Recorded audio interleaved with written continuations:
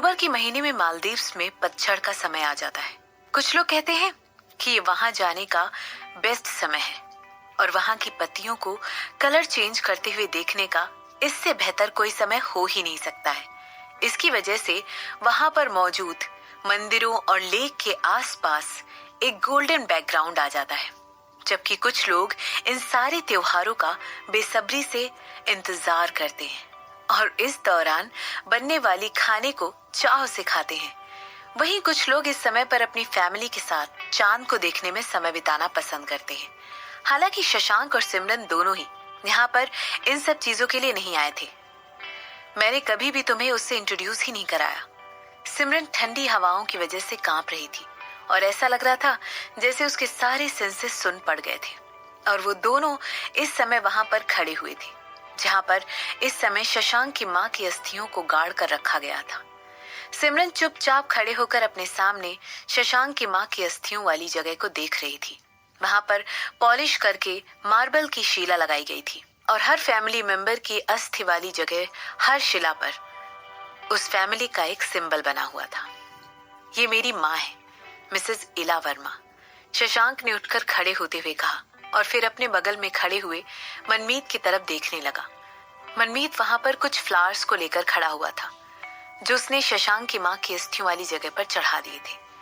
वहां पर एक बहुत ही कंफर्टेबल साइलेंस थी और तीनों ही कुछ भी नहीं बोल रहे थे। इला एक बहुत ही ब्यूटीफुल और दयालु औरत थी। इसके बिल्कुल उलट उसकी बाहरी अपीयरेंस थी, जिसकी वजह से वो लोगों को बहुत ही स्ट्रिक्ट और कठोर दिखाई देती थी।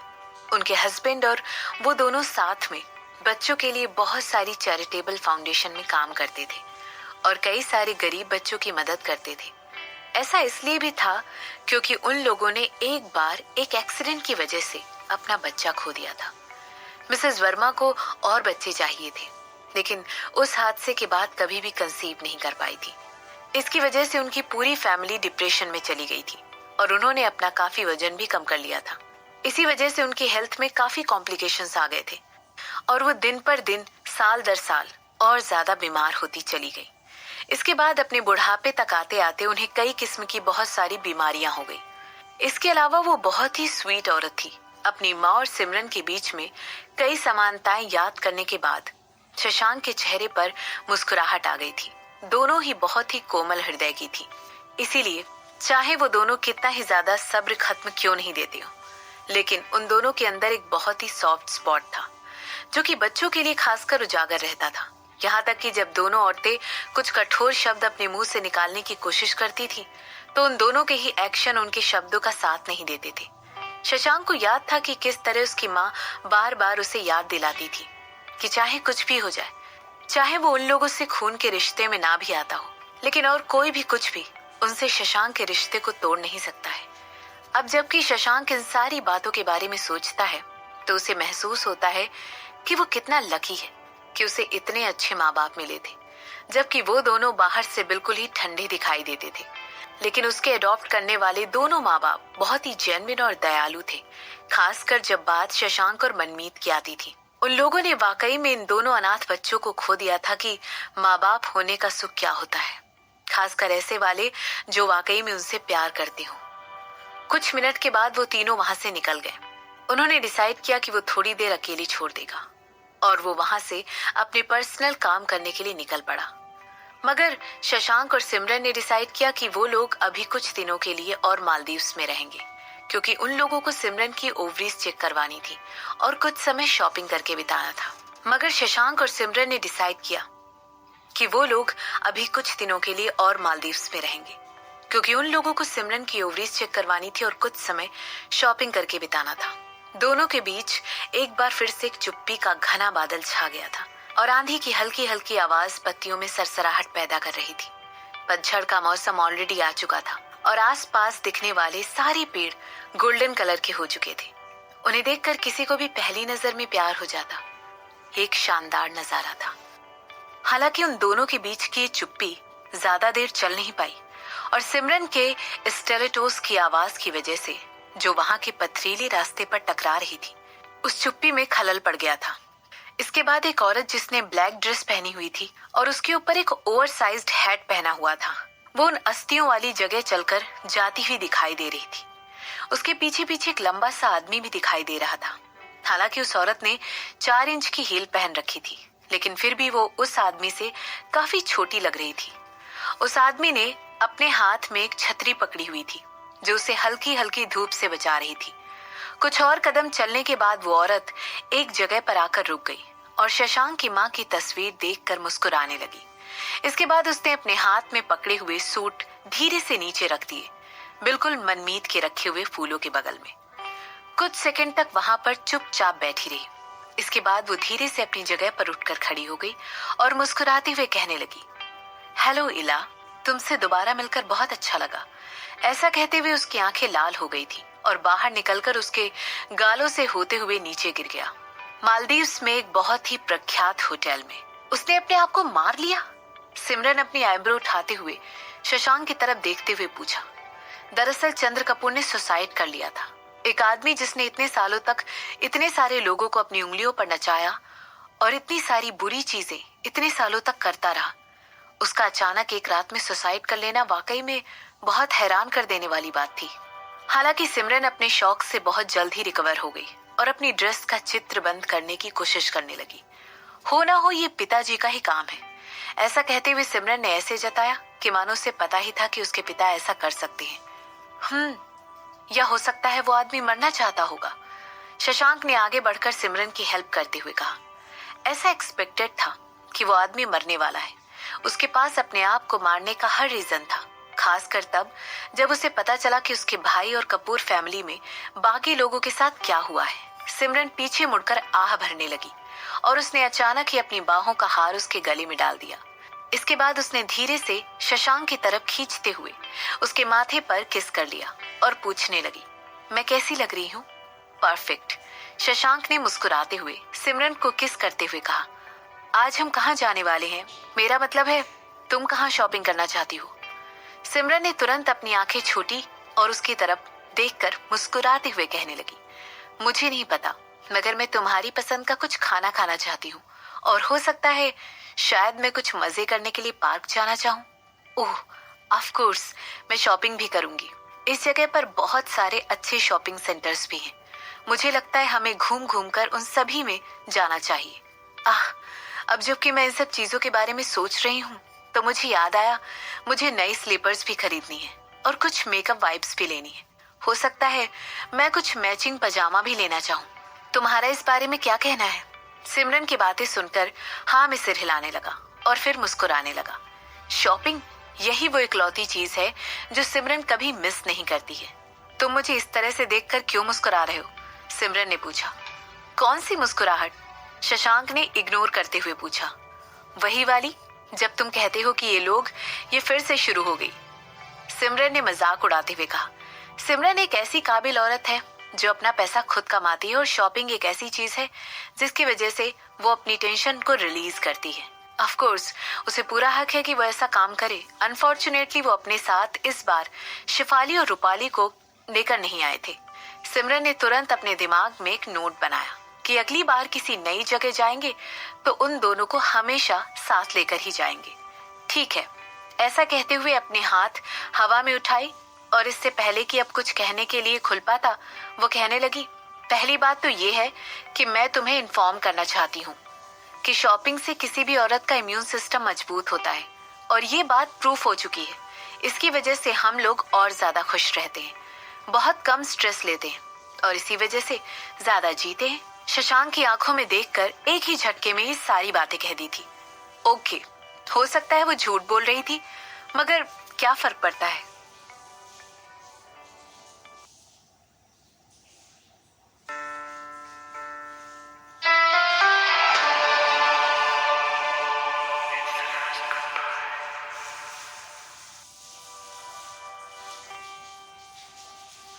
मालदीव्स में एक जगह, तुम्हें पता है ये पहली बार है जब मैं यहाँ पर आकर इस तरह शॉपिंग कर रही हूँ, सिमरन ने कहा।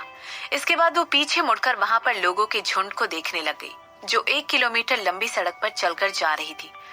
वहां पर फॉरेनर्स और लोकल लोगों की शॉपिंग करने के लिए वीकेंड के दौरान कुछ ज्यादा ही भीड़ रहती है। इसीलिए वहां की गवर्नमेंट ने डिसाइड किया कि वो लोग आज वीकेंड के दौरान सड़कों को बंद कर देंगे ताकि पेडेस्ट्रियन आराम से वहां से चलकर जा सके। बहुत बड़े डिपार्टमेंट स्टोर और बुटीक जो कि सड़क के किनारे लगे हुए हैं, उनमें भी आज काफी भीड़ दिखाई दे रही है। हाई एंड और फास्ट फैशन ब्रांड दोनों ही यहाँ पर दिखाई दे रही हैं। यही वो वजह है जिस वजह से इस जगह को शॉपिंग के लिए बेस्ट एरिया माना जाता है। लोकल के अलावा इंटरनेशनल ब्रांड भी यहाँ पर आसानी से मिल जाते हैं। मुझे लगा था तुम्हें शॉपिंग करना बहुत पसंद है। अगर तुमने आज की तरह ही शॉपिंग कभी नहीं की है तो फिर तुम हमेशा शॉपिंग कैसे कर सकती हो? शशांक उत्सुकता से अपनी वाइफ के अतरंगी तरीकों को देखते हुए पूछ रहा था। उसने पेपर बैग्स को अपने लेफ्ट हैंड में एडजस्ट किया और अपने राइट हाथ को सिमरन के हाथों में देते हुए सड़क के किनारे वॉक करना जारी रखा। मैं हमेशा अपने दिमाग में एक गोल के साथ चलती हूँ ताकि मैं स्कूल में जल्द से जल्द घुस कर निकल पाऊँ। मैं विंडो शॉपिंग करना नहीं चाहती हूँ और मजे के लिए इधर उधर वॉक करना भी नहीं चाहती हूँ, सिमरन ने समझाते हुए कहा। उसे याद था कि हमेशा वो एक तरह के स्टोर में ही जाती थी, वहां से सामान खरीदती थी और बाहर निकल आती थी। उसके पास हमेशा शॉपिंग के लिए बहुत ज्यादा टाइम नहीं रहता था, इसीलिए वो उसका पहली बार था जब वो सड़क पर चलकर अनजान लोगों के सैलाब के साथ शॉपिंग कर रही थी। वेल, तुम हमेशा से ही औरत रही हो, है ना? मैं ये बात अच्छी तरह समझ सकता हूँ, शशांक ने कहा। देखो, सिमरन ने कूद कर पॉइंट करते हुए बलगरी के एक स्टोर की तरफ हाथ करते हुए दिखाया, जो कि सड़क के उस पार वाली बिल्डिंग में से एक था। इसके बाद उसने शशांक को तेजी से अपनी तरफ खींचा और सड़क पार करके स्टोर की तरफ जाने लगी और कहने लगी, मैंने सुना है यहाँ के रेस्टोरेंट बहुत ही अच्छे होते हैं, मगर मैंने कभी भी खाना ट्राई नहीं किया है।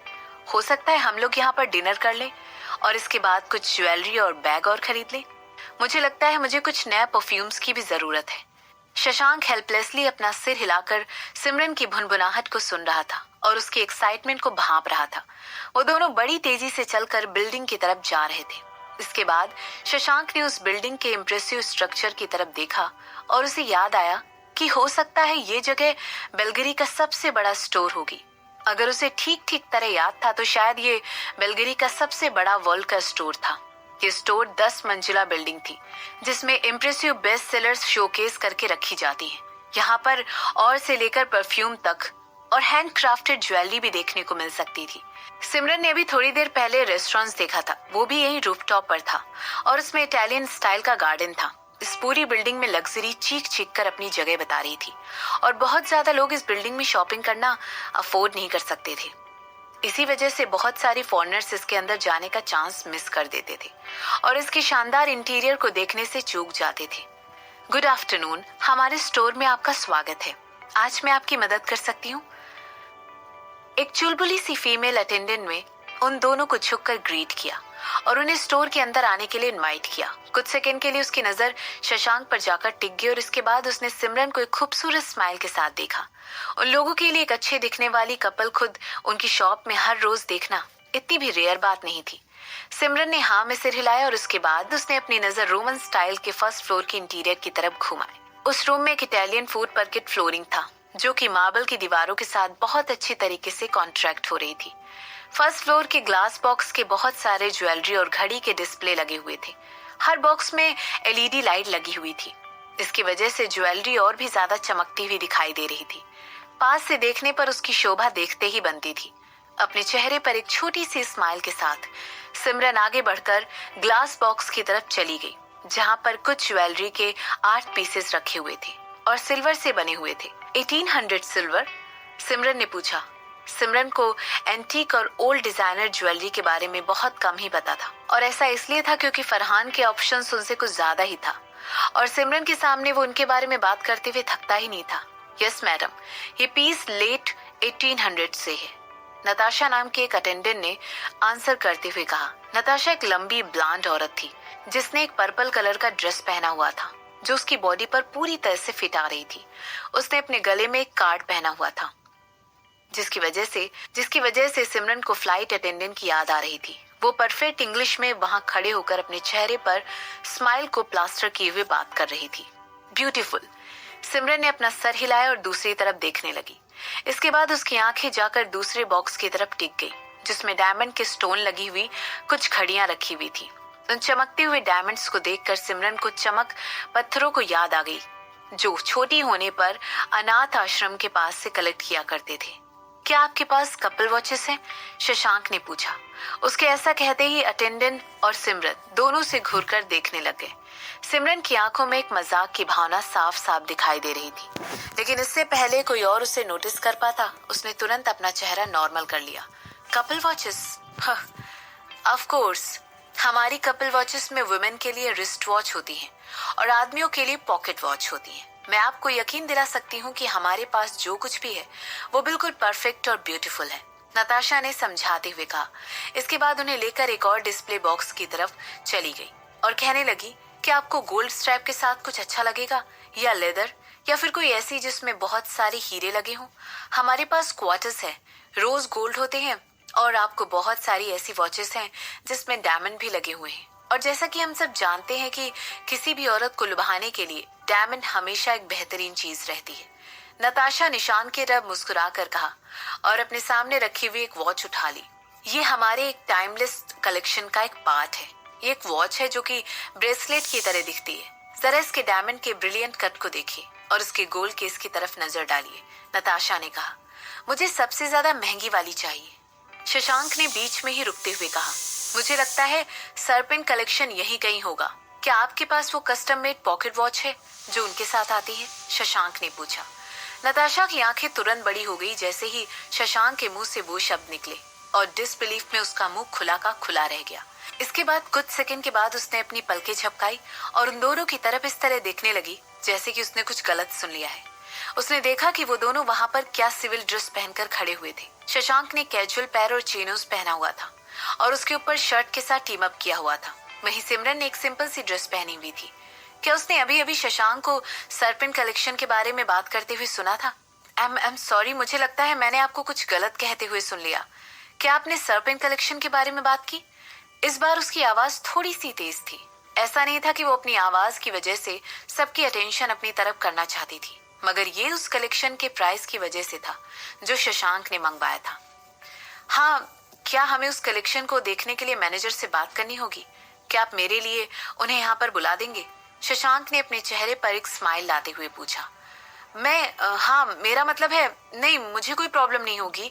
नताशा ने ऐसा कहते हुए जल्दबाजी में वो जगह छोड़ दी। क्या तुम्हें उस बेचारी औरत को इस तरह से शॉक देना चाहिए था? शशांक को कोहनी मारते हुए अपने चेहरे पर एक स्माइल लाते हुए पूछा। मैं भूखा हूँ, शशांक ने जवाब दिया। सिमरन शशांक की तरफ घूर कर देखने लगी। आखिर ये कौन सा एक्सक्यूज था? क्या वो उसे इसलिए जल्दी जल्दी जाने के लिए कह रहा था क्योंकि उसे खाना खाने जाना था?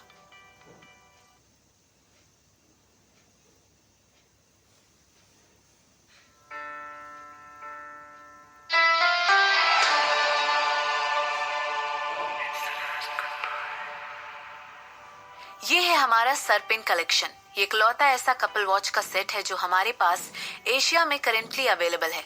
एक मिडिल एज की औरत जो कि वहाँ की मैनेजर थी, उसने पतले से फ्रेंच बन के साथ कहा। उसके परफेक्ट शेप के स्कारलेट रेड लिप्स तुरंत उठकर एक स्माइल में बदल गए और वो आगे कहने लगी, और ये है एक पॉकेट वॉच। ये बिल्कुल सिंपल और एलिगेंट है और ये प्योर गोल्ड से बनी हुई है। ये कपल वॉचेस की जोड़ी भी हमारे सबसे महंगे वाले सरपिन कलेक्शन में आती है।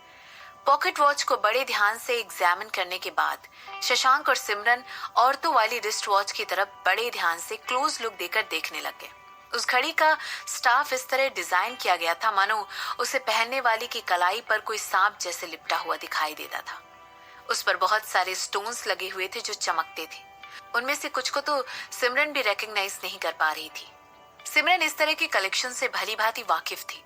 ऐसा इसलिए था क्योंकि वो बल्गरी के सबसे एक्सपेंसिव कलेक्शन वाली वॉच इसमें से एक था जो कि उनके सबसे प्रोमिनेंट कस्टमर्स को दिया जाता है। हालांकि उसने ये एक्सपेक्ट नहीं किया था कि मैनेजर वहां पर खुद आकर इतनी आसानी से उन्हें वीआईपी रूम में ले जाकर ये कलेक्शन अपने हाथों से दिखाएगी, जबकि सिमरन यूरोप में एलवी और बल्गरी के मालिकों से बहुत ज्यादा क्लोज थी, लेकिन फिर भी ये वाली मैनेजर को नहीं जानती थी। इस तरह के मैनेजर इतने आम तौर पर किसी को भी उनका कलेक्शन देखने के लिए अलाउड नहीं करते हैं, क्योंकि ये कलेक्शन बहुत ही एक्सक्लूसिव होता है और कई करोड़ों रुपए का होता है।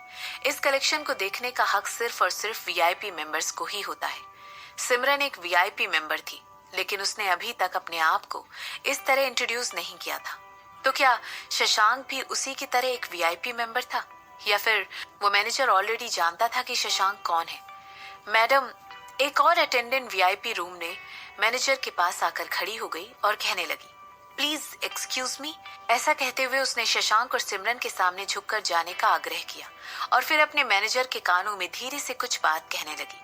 प्लीज उनको बता दो कि मैं अभी इस समय एक इम्पोर्टेंट क्लाइंट को अटेंड कर रही हूँ, मैनेजर ने धीरे से कहा। इसके रिस्पॉन्स में अटेंडेंट ने सर हिलाया और वहां से चली गई। इसके बाद वो सिमरन और शशांक को घूर कर देखने लगी और कहने लगी, प्लीज मुझे डिस्टरबेंस के लिए माफ करिएगा। और इसके बाद अपॉलोजेटिकली स्माइल करने लगी। मैं ये वाली लूंगा, प्लीज इसे पैक करवा दीजिएगा। शशांक ने ऐसा कहते हुए अपना ब्लैक कलर का पतला सा कार्ड मैनेजर के हाथों में थमा दिया। सिमरन पूरी तरह स्पीचलेस हो चुकी थी। आखिर ये आदमी 1 करोड़ की 2 घड़ियां जो कि कपल वॉचेस थी ऐसे ही कैसे खरीद सकता था? क्या ऐसा इसलिए था क्योंकि उसे बहुत तेज भूख लगी थी? हे, क्या तुम्हें ये पसंद आई? शशांक ने मैनेजर के बाहर जाते ही पूछा। मैनेजर वहां से पेमेंट का प्रोसेस शुरू करने के लिए चली गई थी। मुझे लगा था तुम्हें ये पसंद आएगी, शशांक ने पूछा। तुमसे किसने कहा कि मुझे ये पसंद है? सिमरन ने तुरंत काउंटर करके सर हिलाते हुए कहा। ठीक है, मुझे ये पसंद आई, मगर 1 करोड़? सच में? तुम्हें लगता है ये बहुत सस्ता है? नो प्रॉब्लम, मैं तुम्हारे लिए इससे भी ज्यादा एक्सपेंसिव गिफ्ट खरीद कर दे सकता हूँ, मगर इससे भी ज्यादा एक्सपेंसिव वाले सिर्फ और सिर्फ कस्टम मेड रहते हैं, या फिर तुम उन्हें किसी ऑक्शन में जाकर खरीद सकते हो, चाहे जो भी हो। मैंने सुना है यहाँ पर जल्द ही एक ऑक्शन होने वाला है, शशांक ने सिमरन को बताते हुए कहा। 1 मिनट, सिमरन ने उसे बीच में ही रोकते हुए कहा। आह, छोड़ो, जाने दो। ऐसा कहते हुए उसने अपना सर हिलाया और अपने दिमाग में एक नोट बनाया कि वो शशांक के साथ कभी भी शॉपिंग नहीं जाएगी, खासकर तब जब वो भूखा होता है। क्या तुम सीढ़ियों से ऊपर जाने वाले रेस्टोरेंट की तरफ जाना चाहोगे? अंत में उन दोनों ने डिसाइड किया कि वो ऊपर वाले रेस्टोरेंट में जाएंगे और इसके बाद अपने शॉपिंग कंटिन्यू करेंगे। या सच डिसाइड वो वेट नहीं कर सकता है और चाहता है कि सिमरन अपनी परचेजिंग जल्द से जल्द खत्म कर ले। तुम्हारे कहने का क्या मतलब है? उसे ऑलरेडी ले लिया गया है, एक लंबे आदमी जिसके बहुत ब्रॉड शोल्डर्स थे उसने अपनी आवाज बढ़ाते हुए कहा। इसकी वजह से ग्राउंड फ्लोर पर खड़े हुए सब लोग और सिमरन और शशांक भी उसकी तरफ देखने लगे थे। वो आदमी कम से कम शशांक की हाइट जितना था और उसने डार्क ब्लू कलर का सूट पहना हुआ था। उसके लेफ्ट में एक औरत खड़ी हुई थी जिसने येलो कलर की नी लेंथ ड्रेस पहनी हुई थी और उसके सर पर एक पेस्टल ब्लू कलर का सिल्क का स्कार्फ था। इसके अलावा उसने 5 इंच की वेज हील्स पहनी हुई थी, जिसकी वजह से वो अपनी हाइट से ज्यादा लंबी दिखाई दे रही थी। मैंने उसे ऑलरेडी रिजर्व कर लिया था। मैंने पर्सनली मैनेजर को इस मॉर्निंग कॉल करके उसे मेरे लिए रेडी रखने के लिए भी कहा था। तुमने उसे किसी और को कैसे बेच दिया? उस आदमी ने गहरी आवाज में कहा। इस बार उसकी आवाज पहले से भी ज्यादा तेज थी। चलो यहाँ से। सिमरन ने तुरंत अपना ध्यान शशांक की तरफ देखते हुए उसे एलिवेटर तक चलने का इशारा करते हुए कहा। इसके रिस्पॉन्स में शशांक ने तुरंत उसका हाथ पकड़ा और एलिवेटर की तरफ चलकर जाने लगा। जैसे ही वो दोनों एलिवेटर तक पहुंचने वाले थे, उन दोनों ने सुना कि एक बार वो लंबा आदमी फिर से चिल्ला रहा है, हे तुम! उस आदमी की आवाज फर्स्ट फ्लोर पर एक टाइम बॉम्ब की तरह गूंज रही थी। तुम दोनों? सिमरन और शशांक अपनी जगह पर रुककर पीछे मुड़े और उस आदमी की तरफ देखकर कहने लगे जो उनकी तरफ आ रहा था। उस आदमी के चेहरे पर गुस्सा साफ दिखाई दे रहा था। उसके जबड़े भी कसे हुए थे। सिमरन ने अपनी एक आईब्रो उठाकर उस आदमी की तरफ देखा। बहुत सारे लोग उस आदमी के चेहरे को देखकर हैंडसम कह सकते थे क्योंकि उसका चेहरा पतला सा था और उसकी ऊंची नाक के साथ ब्यूटीफुल ब्राउन आंखें थी। मगर अगर बात उसके हस्बैंड से कंपैरिजन की हो तो वो आदमी उसके सामने कहीं खड़ा नजर नहीं आता था। सिमरन अंदर ही अंदर मुस्कुरा रही थी कि वो कैसे बच्चों जैसी बात कर रहे थे। अपनी जिंदगी में आए किसी भी आदमी को किस तरह वो शशांक से कंपेयर करने लगती थी। पहले उस आदमी को देखते ही उसने अपने आप को कन्विंस किया कि उसे एक अच्छा कैच मिला है, मगर समय बीतने के साथ ये उसकी आदत में ही आ गया कि वो अपने हस्बैंड के गुड लुक्स को दूसरे आदमियों से कंपेयर करने लगी। पता नहीं क्यों, लेकिन उसे ऐसा करने में बहुत प्राउड फील होता था। अजय, मुझे लगता है हमें यहाँ पर कोई सीन क्रिएट नहीं करना चाहिए। चलो यहाँ से। हम लोग इस सेट को दूसरे स्टोर में खरीद सकते हैं। येलो कलर की ड्रेस पहने हुए उस औरत ने तुरंत उस आदमी को, जो कि शशांक और सिमरन की तरफ बढ़ रहा था, बीच में ही रोक दिया। मगर यही वो सरपेंट कलेक्शन वाला एशिया में या शायद यूरोप में मिलने वाला इकलौता लास्ट पीस बचा है। हम लोगों को 1 साल और वेट करके उनके दूसरा पीस बनाने का फिर से इंतजार करना पड़ेगा। उस औरत के हाथों को अपने शोल्डर पर से हटाते हुए कहा और उसके बाद शशांक और सिमरन की तरफ बढ़ना कंटिन्यू करने लगा। इसके रिस्पॉन्स में शशांक और सिमरन एक दूसरे की तरफ देखने लगे थे। उन दोनों की आंखों में एक अंडरस्टैंडिंग का गेस्चर नजर आ रहा था और इसके बाद वो दोनों एक साथ उतरते हुए आदमी को देखने लगे। मैंने सुना है वो तुम लोग हो जिन लोगों ने वो सरपिन कलेक्शन वाला कपल्स का लास्ट सेट खरीद लिया है। ऐसा कहते हुए वो लंबा आदमी शशांक और सिमरन के कैजुअल पहनावे को देखकर मुस्कुराने लगा। उसकी टोन बहुत लाइट थी, लेकिन फिर भी सिमरन को उसमें अपने लिए डिसरिस्पेक्ट साफ दिखाई दे रही थी। ऐसा लग रहा था मानो वो आदमी अपने से किसी नीचे के तबके के लोगों से बात कर रहा हो। मेरा नाम डॉक्टर अजय है और ये मेरी फियांसे स्मृति है।